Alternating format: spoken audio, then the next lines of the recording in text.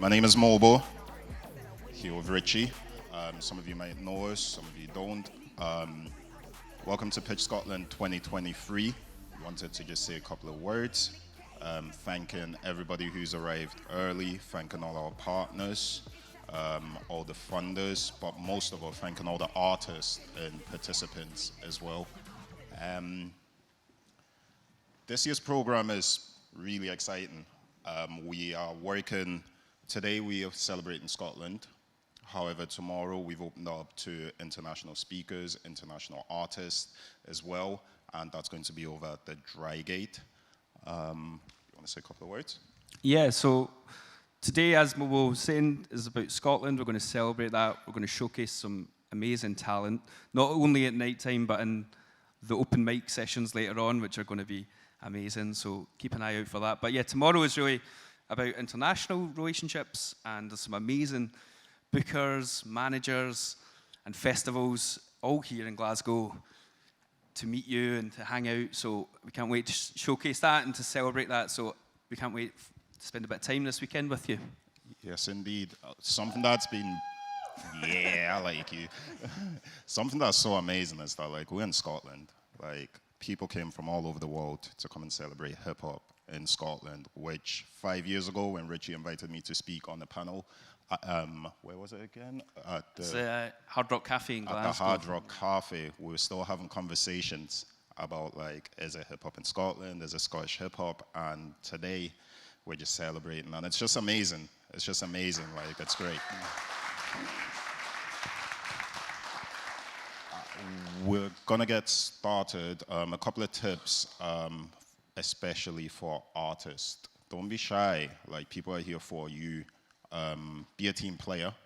If you know anyone that should be speaking to anyone, introduce them. And also just celebrate each other, like hype each other up and stuff. And yeah, make sure you get loads of contacts. I think that's it for me. Yeah, and the most important thing, like, we're all here because we love music, so let's enjoy it, let's have a great time, and yeah, thanks for being here. Enjoy the conference. This is Pitch 2023. Let's go! Yep. So the first panel is about celebrating Scotland, and could you come up to the stage, please? Could I have Sanjeev, Mann, Divine Tasinda, and Asha, Vagrant Real Estate, please?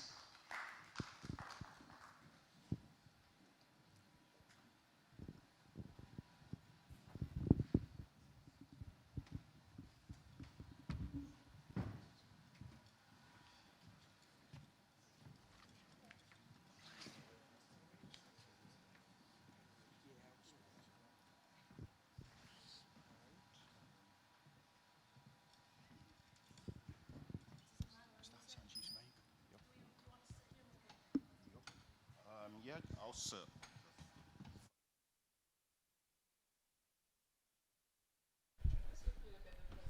Sorry. Yeah, one, two. That's fine. Okay.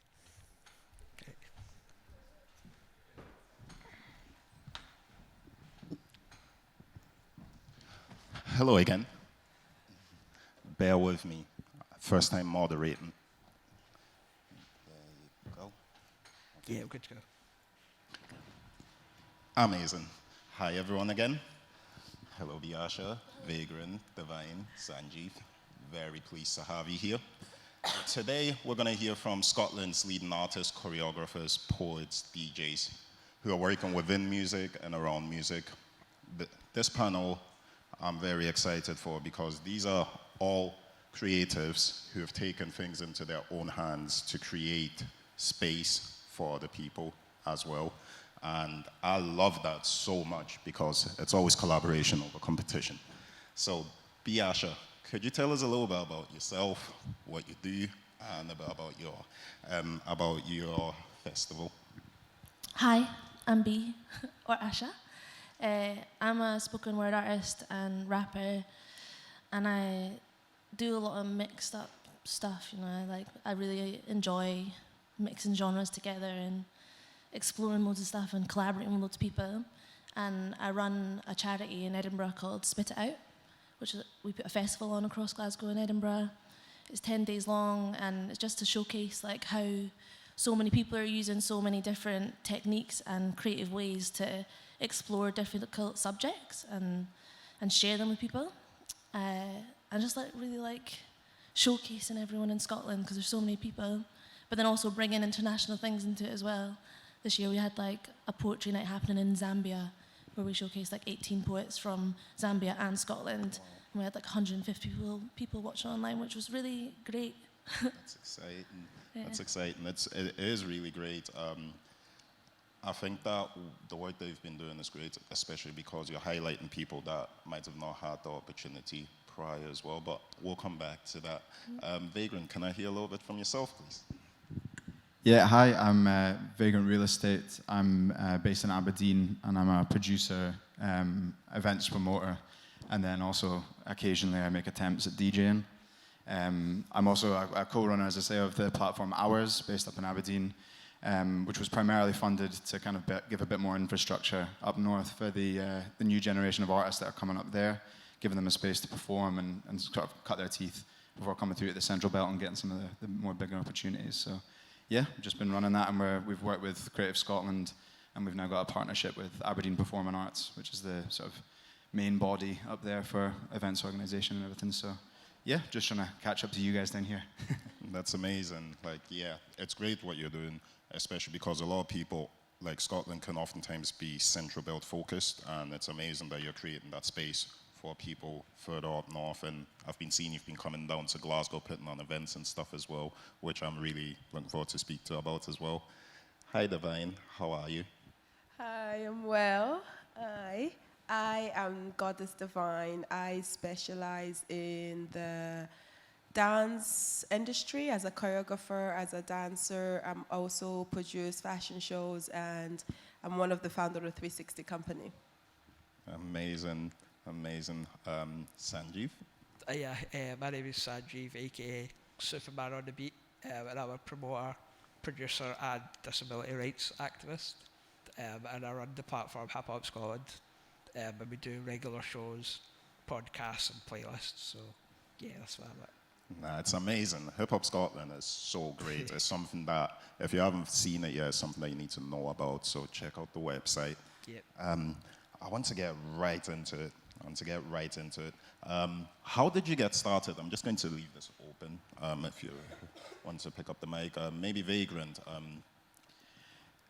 So originally I was playing in bands in my sort of early teens, just playing little sort of clubs. It was like sort of indie, post-hardcore type stuff. And I was starting to kind of dabble with playing around with music software. I got a maybe less than legal copy of FL Studio from a mate at school, and started playing around. And around that time, my granddad used to run a jazz club in London, in Amersham. And when they were moving house, he was downsizing his record collection, so he got this USB vinyl player to convert all his records, put them on a laptop. And when he was done with it, he gave it to me and gave me a collection. I started sort of playing around, learning how to sample from doing that. Started off making sort of like boom bap type beats, you know, the influence from the sort of Dipset, like early Kanye kind of sound. And then kind of just grew from there. Developed sort of different palettes, moving into different sort of garage and like drill influences and stuff as well. So Nice. When did the DJing come about? Because you transitioned from that into DJing and also putting on events. yeah, so I mean, again, it was there wasn't a huge amount of sort of hip hop shows that were happening in Aberdeen, and there was a couple of us that were kind of interested in doing that and putting it on in a space that and playing the music that we wanted to hear, really. So we kind of started doing little sort of shows and then building up to some of the bigger venues like Tunnels and stuff in Aberdeen, and kind of offering something a little bit different than the kind of the techno or the indie that's primarily what's available. And then coming out of lockdown, I'd connected with Jack, who I run Hours with, and we were both sort of in the same place of wanting to get back in, and I think especially spending all that time being indoors, we were quite keen to start sort of putting stuff back on. And especially around that time, I think through lockdown, you had a lot of artists who took that time to really start writing and releasing music, and they were getting stuff played in the clubs, but there was nowhere for them to actually perform it. So you had like these guys that were doing big numbers, but had never played a show. And we sort of saw there was kind of a space to put that. We were like, well, we could do that. I think a lot of some of you guys might be familiar, but the prevailing impression of Aberdeen quite often is like, oh, nothing happens. So it's like trying to be, well, let's make something happen and start from there. So I love that. What about you, Sanjeev? Yeah, so actually, like, I'm still relatively new, which is crazy to think, but I actually just started producing in lockdown. It was something that I always wanted to do. So obviously I had plenty of time to give it a go, and yeah, I gave it a go, started making beats. Obviously the first year, like, I didn't really show in there apart from like my family, and they were just like, yo, these are actually really good, like you should actually make an effort and try to push them out. So that's when I sort of just started to find out about the local scene and connecting with artists. So that's how the producing started. In terms of Hip Hop Scotland, like, somebody started it, Jonathan Rimmer started it in 2015, I think it was. And then it was just like, it was like article based, so they were doing more articles and stuff like that. And I started like contributing writing for them. And then last year is when he left, and I sort of decided to take over. But Jonathan wanted me to, he just thought that I would be a good person to follow on from him. So yeah, that happened, and then since then, obviously, it's just grown so well, and we started off last year with like one show a month, and now we're pretty much at like 3 a month, like crossing genres and crossing barriers and all sorts. So yeah, but no, that's amazing, and it's also kudos to Jonathan for holding that space and then understanding that there's someone else that could move into that space. Yeah, and I feel like that's also really important.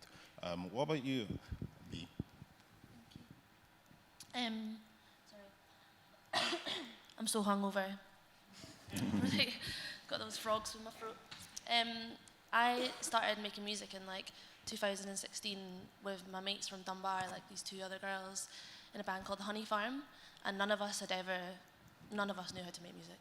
We didn't know what we were doing. We just rapped a metronome for like a year on a YouTube metronome like that, and like wrote loads of tunes to it.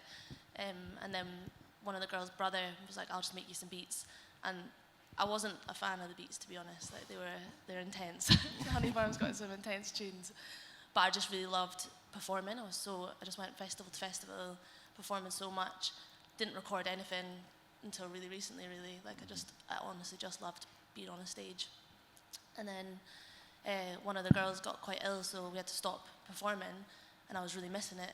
So I decided I should do it by myself instead, and started writing some more dark stuff and more like less. Honey Farm's really sexually explicit, and like my own stuff is very just explicit, personally explicit. And I really enjoyed sharing that with people and like seeing people's reactions from it. And so that's kind of how Spit It Out started. My charity was like, when I started sharing about my experiences through my music, other people were listening to it and they were like, oh shit, I've had that experience. Like, I know that feeling. And I loved that. I loved like seeing people like them want to express themselves too. And I wanted to support them and find them whatever it was that made them feel that way. No, that's amazing. That's amazing. And that's something that sort of has been ringing through with everybody, that willingness to share what you've learned and to support. Like, Divine, you've been really active within the dance scene for so long. You know, I remember first coming across you in Affiliate Studios, and you'd already been teaching so many of the young generation dancing. So it's amazing to just see how you've moved and grown into the space and really owned it. Could you tell us a little bit about your journey so far? Yeah, so I fell in love with art in general, movement specifically. I think it was around the age of 7. It was actually in Africa. I was originally born in Congo. I moved here around 25, and my sister took us to this underground local, just like artists performing in Congo, and it was like this underground wave.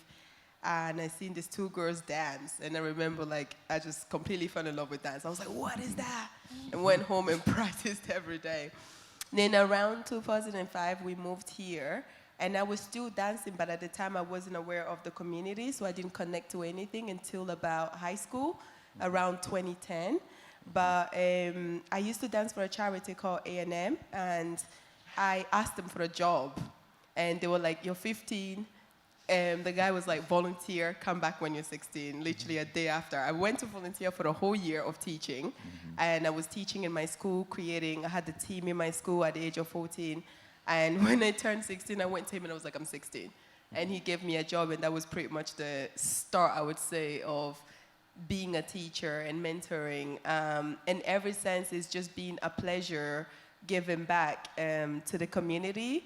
I always craved for a female mentor, and I felt like at the time there was none for me to find. So I wanted to become what I didn't have for specifically other young women themselves, and also just other human beings in general. Yep. I love that. I love that. Something that has been ringing through is, as I said prior, creating that space. For myself, like, I didn't have a background in music, but I was just hungry for the knowledge. I was just like, oh my God, like, I want to be a part of that. Like, what can I do, you know? And along that journey, there's loads of challenges that come up, whether that is not seeing yourself in the people who are at the forefront of what you're wanting to do, or whether there's that space not being created for you, finding people who've got the same mentality as you. Could you talk to us a little bit about some of the challenges you faced early on, and how you've been able to overcome those challenges? I'm just open to. Yeah, I'll go first, man. I'll go first. Yeah, I guess when you were talking about like role models or not having anybody to look up to, like as a 10-year-old with my condition, Duchenne muscular dystrophy, there wasn't literally anybody, and there never has really been anybody to look up to and think that you can be that one day. So kind of like what you said, like that's pretty much my mission, is just to show that, to show people that yeah, it's possible, not just like for the disabled community to have a role model, especially in my condition, but also just to generally change like the institutional perception of disability that people just have. It's just like the way it is, so it's like not necessarily their fault. So a lot of it comes down to just education and just showing people that it's possible. For example, like being on this stage is a big one. And obviously I've fought quite a lot for access over the last year, so I think all of that is hopefully helping to bring in more awareness to people that have never really thought about it before. But yeah. Yeah, no, that's amazing, and it's like your tenacity is so inspiring. We had a conversation last week. You'd said that you only just started recently, but it feels like you've been a part of this since forever, just based on the amount of energy and output, and just it's been great. Like, talk a little bit about your events, because they weren't packed out from the beginning, right? Yeah, that far from that. Yeah, so at the beginning, it was like they were kind of like open mics in Nice and Sleazy's, which is a bar in Glasgow. But again, like because of access, we weren't able to use the main like venue downstairs. So it was kind of like an open mic vibe in the bar. It was all right. Like it's a really good start to get people there at the start. And we ran those for a while. But then we kind of just wanted to kind of move forward and do like ticketed events at venues like SWG3, where we've been quite a lot, and also the Glad Cafe. But again, like access is quite difficult. Like as a promoter, it's really difficult to find venues that I can get on stage. So we're glad that I found two, with the Poetry Club and the Glad Cafe, and they're both like really great venues. So that's been really good. But yeah, so we've just kind of kept going, and I just saw like at the beginning, obviously it wasn't that busy, but I just saw like the vision of where it could go in terms of just giving artists a chance that maybe aren't necessarily part of the scene.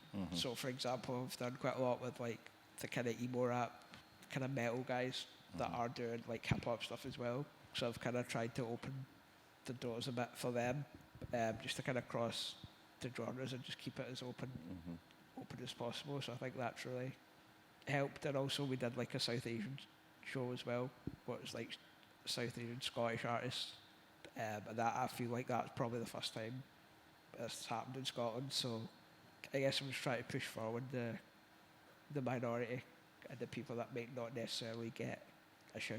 So No, that's amazing. Yeah, you're a dot connector. You know that. Like you're someone that like sees that vision and is like, yo, you two need to be in the room together. And like we need more people like yourself because sometimes people don't see that vision, and you need to dream for them, and then eventually they'll start dreaming with you. So it's amazing. Who else? Maybe be Asha. Yeah, collaboration is key, and it's really like it's great being in rooms like this and like being in these kind of spaces with people who are also bigging up others all the time and making sure that like when you meet someone, you see someone else and you're like, damn, you would go so well together. And I love that about what Superman does as well. I think also I was the same, like I just had no role models growing up. Like I'm mixed race and there's no Punjabi people doing much stuff that I saw when I was younger. There wasn't a lot of women to look up to either. There's no queer people to look up to. I just felt really like lost when I was young. And I grew up in the middle of nowhere in Scotland where like I was the only brown girl and it wasn't comfortable. It wasn't a comfortable space. But then I saw a poet called Hannah Lavery perform in the Parliament one year and it just blew my mind. Like she's mixed race and she was talking about that experience of being mixed race and living in Scotland, and I was like, fuck, that's me. I've never heard someone like talk about that before. Like, I've written that down, but I've never shared it with anyone because I don't think people will receive it well. And when hearing her and me receiving it, I was like, I'm going to start telling people how I feel. That's amazing, and yeah, it is like we live in Scotland and we love Scotland. Sometimes we don't, but most of the time we love Scotland, and I think that like seeing those role models and like going up to speak to them is like a really important thing as well, and then continuing to create that space. Like what's your experience been like since you've moved into that space now where you actually where you're not walking that walk that you needed to see someone else walk? Yeah, and claiming yourself, like seeing myself in my like Punjabi culture and seeing myself in my white culture, and like in both spaces I've always felt a little bit odd and uncomfortable. And then when I surround myself with like creatives who are all doing stuff, you just feel that little bit more comfortable, you're connected, like, which is actually what my next album's about. It's about connection and disconnection when you meet people that have got just something that you click with and you connect to that, like, and how comfortable you suddenly feel, and how we're all just like searching for that feeling of like, oh, this is normal, I'm normal. Yes, I love that. Divine? Yeah, the challenges have been very interesting. I mean, the first challenge I tackled had to be my own household challenge, which is, African background. Dance or music or in terms of fashion is not something that you should consider taking as a career. And I was sort of like the first in my mom's kids. There's this new song going around on Instagram. It says, "I'm my mother's rainbow child." And I was like, that song is so me. And I was the first in my mom's kids to kind of decide that I wanted to do this full time, and I actually wanted to go for this. And my family is full of artists, from my grandfather, which we get it from. But it was interesting that they couldn't see that this could actually become something that's, sustainable. And the thing about it is this as well, is in African culture, musicians and female dancers are not respected. So the way female artists, we may dress in African culture is very provoking. So my mother, seeing her daughter in that category was too much for her to kind of accept it. So that's already like the inner house battle. And then the outer world is the fact that I honestly did not know I was black until I had to be told. So I walked into space, owning space, because I knew who I was. I was like, oh, I do this, I can. And then it's like you get checked. Then you're reminded, oh shoot, like I'm not supposed to behave like this or act like I do know it or be like this. So the challenge with that was in itself, but I've always been someone that promoted love, which love has no color at all. So I was also able to connect to other culture in ways that other females were not able to, specifically from the African background, and with their also own personal experience, which also can blind you from being open to others. But I think that I thank the universe and God for allowing me to have an open mind, which I feel like made it easy for my journey to be where it's at. Than if I had a closed mind, it would have been a lot more difficult, because the field we're in as female in the art industry is oriented with a lot of men's, and is having to maneuver yourself. So the battle is everywhere, at home and then outside of home as well. And you have to be your own inner peace in order for you to function well. Yeah, no, that's so interesting because, first of all, talking about that duality that you experienced of being at home, and then also the way that you get perceived when you step out of that comfort of the home is really interesting. In regards to feeling black and being perceived like that,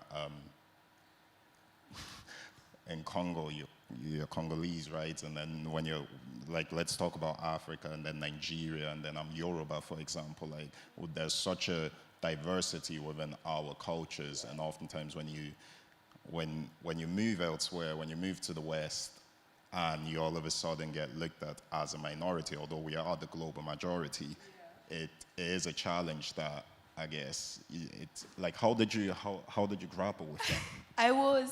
It took me a while to first accept it because it made no sense. Obviously, coming from a country where, majority of the people look like you, but also I didn't know the term black.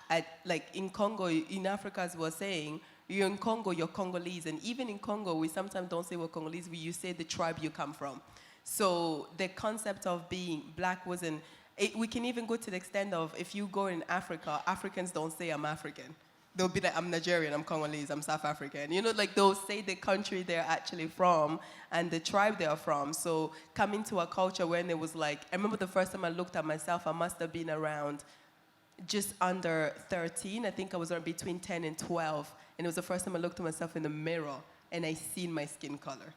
Because before I didn't see it in that perspective. So it took a while. But I think also I didn't care enough about race, so I also did pay attention to it. It's honestly only when I walked into spaces and I get checked, then I'm reminded, oh no, you have to remember this is the color of the skin they see you in. You know, until today, like, it's not something that I really try and carry on. The concept of being a proud black woman is there, but I'm just a proud Congolese woman. You know, like when I was born, I was not given that title, so it's not for me to hold too much on it. Yeah, no, that's powerful. Oftentimes those are people's own insecurities, and it's important that, like, it does affect you, but you need to guard yourself from it. And it reminds me of what you were saying about creating that space where you have other creatives around you, people that can relate to you as well. Vagrant, what you're doing in Aberdeen and what you've been doing overall is amazing. Like, from producing, the first time I came across you was the track with Ransom FA. Could you remind us what that song is about, and then also talk a little bit about your challenges that you faced in Aberdeen, Scotland, working with artists? Yeah, so I mean, when I started out in Aberdeen, there was pretty much Ransom and like some of the ill collective guys, and that was just about it. Like, there wasn't really anybody else to work with. So we kind of connected through that, and I produced a track called Cold for him. And then we were sort of staying in touch, and I remember he came by, I was working in the size that was up there at that point, and he said that he'd had this offer come through for a hip-hop version of The Apprentice, is how he put it. And I was like, well, okay, like, I trust your judgment. And then that obviously was the rap game, and he did really well on that, and I ended up producing Standard Procedure, which was a tune that he sort of released through the kind of cycle of that. And then it was amazing to see what it did for him and how much it raised his profile and the kind of the connections and network it opened him up to, and then to see him go and doing all these like presenting things now. And he really sort of paved the way for people in Aberdeen, and I think a lot of the new generation definitely look up to him as an inspiration, because he kind of showed that it could be done. We didn't have really anybody that had sort of cut through and made that much of a noise, especially, you know, from where we were from. So yeah, it was really, really inspiring, and like I was honored to have the chance to get to work with him during that time. And when it comes to putting on events in Aberdeen, like how did that kick off? Like, was it busy from the get-go, or did you did you have to fight any battles when it comes to booking venues, or? Yeah, I mean, so I suppose it's probably the same in most places where it's getting the sort of sweet spot of having the right size and the right location, and even getting the sort of like lineup correct. We wanted to make sure that it was fully kind of representative, and it was showing who was active and all the sort of different crowds and scenes and things that are happening, and artists that are all performing. When we started off, obviously coming out of lockdown, there was a lot of difficulties with things like the sort of vaccine passports and the sort of half rules, half regulations that were kind of in place that nobody really kind of understood what was what. But it's definitely a kind of it's a learning process. I think you kind of have to just take the leap and get involved, and it allows you to kind of get out of what can be quite a sort of digital space and get in and network with people and collaboration. And as B said, like the collaboration is key, and it's about getting people who are in different sort of groups together and speaking together. And I mean, to that end, we did a tour with a couple of artists in June and did Aberdeen, Glasgow and Edinburgh and tried to sort of mix the supports up, so that it was people playing to different crowds, like so they're getting out of their home crowd and getting different people sort of, you know, connecting and talking. And yeah, I think it's just bringing all the Scottish scenes together. There's so much talent, you know, that you can say. I think it's the best. It's in the best position it's ever been now. And it's so good to see everybody sort of connecting and coming together. Yeah, no, it is. It really is. 5 years ago, 6 years ago, I could have never imagined how. No, that's wrong. 6 years ago, I was dreaming about having things like this happening, where there's like so much activity going on, and it's already started. With you, B, how? I want to find out a little bit more about like your why. You might have answered that already, but talk to us about like your why and like about the community that you're also championing as well. Well, why? I just love it. I just really enjoy like doing stuff, like doing anything. I like being creative. I like seeing other people be creative. Like I like hearing about people's lives and what they're up to, and I like raising them up and trying to find them money. Because Scotland's poor. We've all been poor for so long, and I'm so sick of being poor. I love having money, and I love having money for the right reasons, and I love sharing that money with other people and like trying to spread the wealth. And like I'm not here for a battle to be the best or to be. I don't care about being seen. I just care about getting that money in any way possible. And thank you, Creative Scotland, for always being there to support all my endeavours and everyone that is there to support each other and like writing those applications to make that money and coming to the gigs and going out to support each other. Like it's so important, and that's my why. I just want us all to have money. Let's go. Amen to that. What about you, Sanjeev? My why here. I guess it kind of goes back to just being that role model for people that didn't have it. So I'm trying to think like, if I was 10, what would I want to see? And I guess that's my whys. That's what I'm trying to do. And yeah, I just like connecting people together. I think, as Vagrant said, like there's so much talent in Scotland. It just needs the platform to do so. So that's why I want to try and connect, obviously, Scotland with UK artists, like with Hip Hop Scotland. We're bringing up a few guys soon. We've already brought up like Maga St. Hilaire and stuff like that. So I just want Scotland to be seen as well. I guess with me, like there's a lot of different things, because obviously, like I'm South Asian, Punjabi, like I'm disabled as well.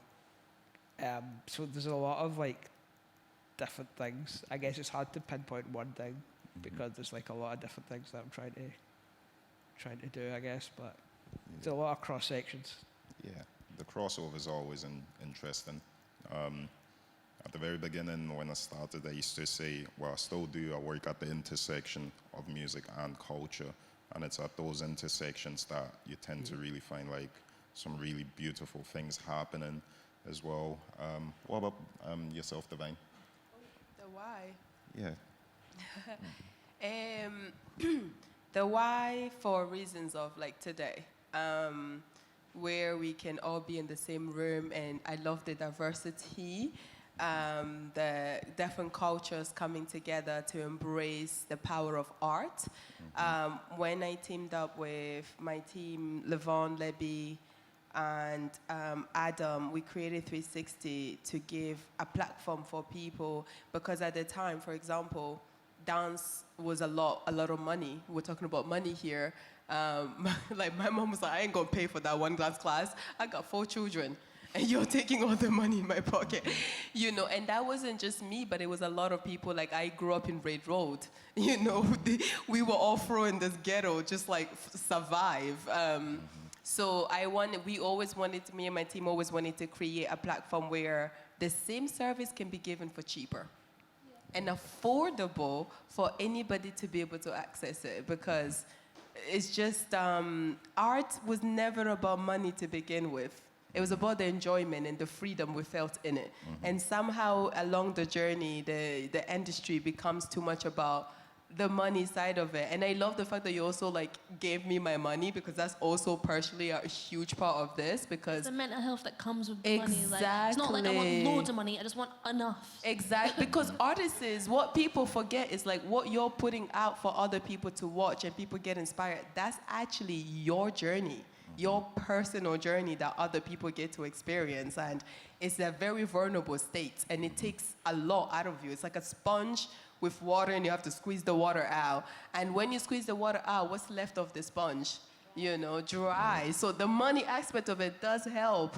You know, that financial freedom definitely liberates artists more to do more work, to create more beautiful art, you know? And also that power to also like, remembering that it's not actually about the money, but the money aspect of it definitely helps. So definitely a space that the why was to just give anyone an opportunity, man. Give everyone an opportunity. Everybody deserves a shot. Yep. You know, everyone deserves a shot, regardless of whether you think they're good or they're not. They deserve a shot, because maybe your belief on them might be the reason why they become the next greatest artist.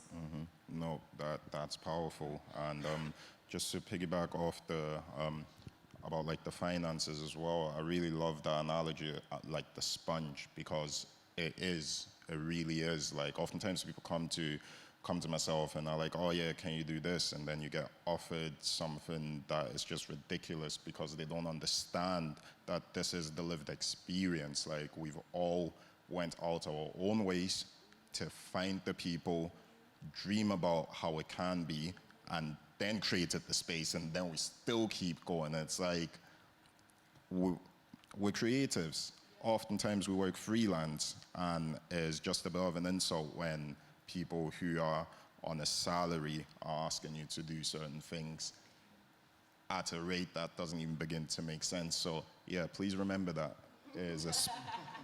We're all sponges.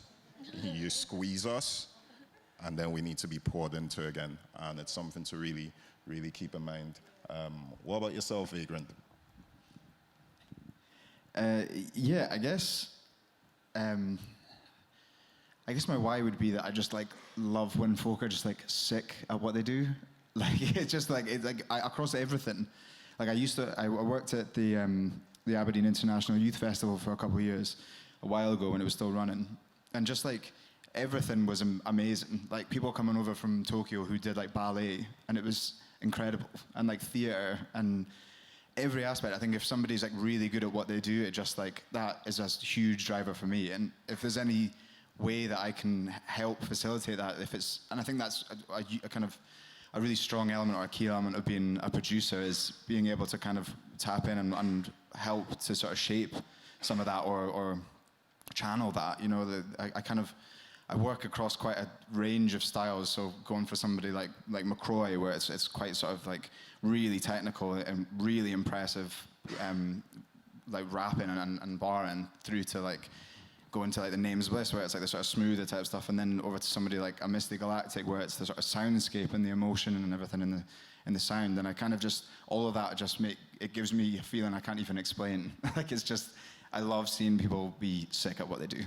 Right. I love that. Sorry, can I just add one more thing? course. Artists is also stop selling yourself short. Like if we don't team up to like be like, no, enough is enough, we're never gonna get treated the treatment that we actually deserve. The issue is that some people are willing to go, no, that's not enough, while some people are willing to go, no, I'll just take that. And that still opens up the door for the industry to still think they can get away with certain treatments. So artists, we're in this together. And I love what you said. People that just are dope at what they do. Yeah, 100%. It's so, like, it just fills you with so much joy, like, seeing people just be amazing at what they do. And even, like, just at the very beginning when they're, like, just figuring it out, and then they come back and, like, they've moved and, like, they've gotten better at it and stuff. And that's just, like, so slick. And what's your take on that? Even when people aren't good at it though, like I just love seeing people do stuff. Like it's not about being the best, like, and because we're not, you can't. There's so many people doing shit. Like it's just do something that makes you feel good, and like watching people do something that makes them feel good. It's so lovely to see. Like you see the passion in someone's face. Like even if they're terrible, I just love the smile on someone's face. No, it's true, because like the term the best, like that concept also doesn't exist, because like you're saying, like there's so many people out there who are so talented, you know? Like the best is in your hands. You are the best of who you were yesterday, not the best from the other person that you're going against, because the only competition is really yourself. Yeah, strive for yourself. You know? No, 100%. Let's talk about the future a little bit. What does the future look like for all of you? Where are you dreaming? Like, it can be as big as you wanna, because I never thought we'd all be sitting here in a room together celebrating hip hop, you know? I guess like for me, where I'm dreaming is like producing for like Kendrick Lamar. Kendrick Lamar, or like working with like Kanye West. I don't know if that's a bad one, but Yes. yeah, I work with Kanye West. And with Hip Hop Scotland, like just keep taking Scottish artists to wherever, like US, why not? New York, why Exactly. not? Exactly. Nah, Exactly. that's what- Love that. I think the future, like in my vision of what the future is very much about like creatives being at the forefront of creating that connection between people that like allows us to be able to sit next to someone we don't know or understand, because we've never been in their space before, but being able to be comfortable next to them because you've seen it or you've been exposed to it enough through music, through art, through dance, through any sort of creative outlet, that you can see them and you can allow them to be who they are next to you without bothering about it if it doesn't connect to you. Because I think we're in a world right now where there's just so much hatred and so much like disconnect, and we really need to be able to, like what you were saying about like coming here and like suddenly realizing that you're black and people being like, that's a black person, you'd be like, I'm a black person. Like for you, like having to learn that for yourself, and for someone else having to look at you and be like, oh, that's something I don't understand or know. Like they should just get to know. We should all just get to know what it's like to experience being a mixed race person, or what it's like to be a woman or a trans person or whatever. Like just get to know what it's like for them so that you can stop bothering about it and let them be. Yes. Yeah, I guess, yeah, definitely. I think we're just continuing to kind of grow and help be a part of developing the amazing scene that's happening in Scotland just now. I think whatever small part that we can play through the hours thing, we've just opened a studio space to get people in to start being able to record things, and putting on more shows to just keep that sort of pipeline going, helping more artists be developed and keep the next generation coming through. So Love that. Amazing. First is hoping for more of this, to happen. For my personal journey, to keep opening more doors for artists, to keep opening more doors for people who lack, and to keep giving mentorship. And this year, around April, I produced the first Scotland Fashion Week, and I had 20 designers from across Scotland, all from different culture, and that was such a beautiful experience to experience. So that's another aim for next year. Please check out the page, Scotland Fashion Week. Support these local designers who are trying to push and create. And my purpose is I always say my art is not for me, it's for me to inspire others. God doesn't give us what we have, so we keep it to ourselves. We get given this ability and talent and gifts so that we can do something with it, something good that will spread more love, more diversity, and more doors to be open for the next generation to come. So if anything, for me, it's just actually about keep doing the work that I'm doing and hopefully be given more strength to even do more, if possible, and make sure that that future is going to be really clear and really reachable for the next generation. Yeah, I love that. I love that. I want to get there now. No, that's amazing. I wanted to also add to that. For Scotland, I think that oftentimes, in the past, oftentimes people would leave Scotland in order to go to places like London because there was a lack of opportunities here, like a space to do what they do, and is inspiring, amazing. My heart is full to see all of you do what you're doing and like sort of be in the antithesis to that, because it is needed. Otherwise, what's the point? Otherwise, people get funded to do what they need to do, and then boom, they're off to London, and we've lost someone else again. And I think that there is so much more space for collaboration out with just London. Like, London doesn't care about us, I'll be honest with you. I speak to people from labels, people on grassroots. Right now, we need to build us in order for them to even care. And by then it's too late, because we've got people from Northern Ireland, people from Wales that we can be working with. And I really think it's important that we build those connections and strengthen those connections, because that's where our worth will come from. And I think it's important that we build our own esteem amongst each other first and start touring in those places, you know? Like I was in Belfast there. The next time I'm going to Belfast, I'm going over there with artists. That's my dream, so that we can actually start playing shows together.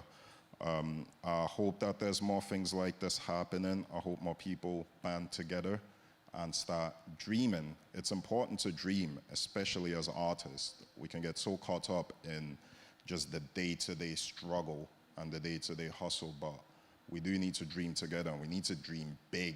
Like, wherever it's at now, bigger. And even bigger, you know? So that's what I wanted to just add to that. I want to thank all of you for being a part of this. You're doing amazing work. The work is thankless often. However, you are seen, you're heard, and it's very appreciated what you do. Can we please all just give it up for Asha, Divine Tasinda, Sanjeev, Mann, Vagrant Real Estate, and pitchscotland.